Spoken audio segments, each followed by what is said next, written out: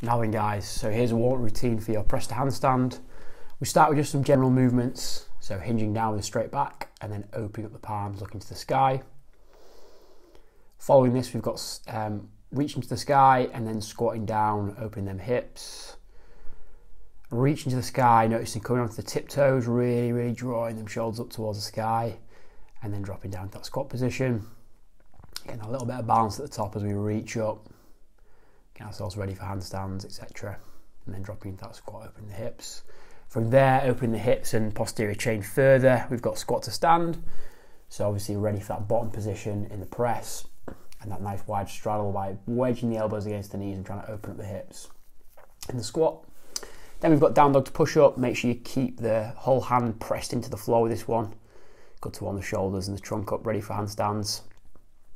We've then got roll back reach. Again, sort of posterior chain, getting the spine, hamstrings, a little bit of shoulders and upper back, nice and warm for the press as well. So here I'll normally go through straight legs, butterfly legs, which is the second one here, and then finally into straddle legs. Okay, straddle legs, I'm actively trying to open them hips up and then hinge forward with as straight as back as I can. And as I'm rolling back as well, I'm trying to really sort of flatten the back as much as I can, not just sort of arch from the back, but try and really move from the hips. Have a little stretching pancake after this. Normally I'll go sides, reaching over, and then once I'm ready I'll go to the front as well. Okay, from there we just have our leg lowers, so we go into that hollow position, we're just lifting the legs to parallel, or to like a 90-degree angle relative to the body, and then back down. You can do this with straight legs and with straddle legs, making sure you keep your back flat to the floor. Sometimes if you had a heavy weightlifting session, the back can feel a little bit sore, so feel free to leave these ones out, but it is quite a nice way of activating the hips, relevant for press.